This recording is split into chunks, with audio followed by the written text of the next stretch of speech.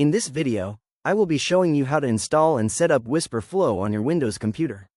Let's get started. I'll begin by opening the Start menu and launching the Microsoft Store.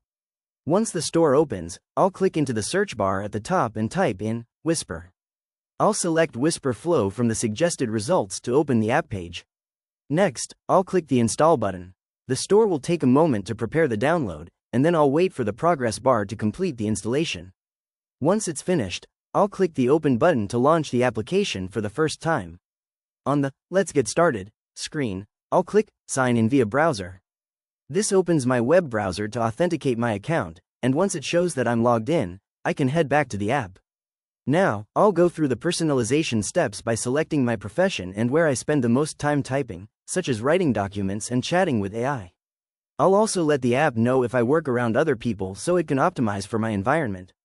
After clicking through the privacy and data control screens, I'll grant microphone permissions and speak a few words to make sure the audio levels are registering correctly.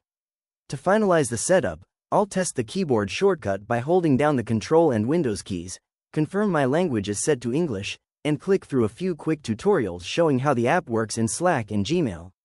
Finally, I'll skip the teammate invitation to reach my main dashboard. Now, Wispr Flow is ready to use. If you found this walkthrough helpful, please consider liking the video and subscribing for more quick tips and tutorials.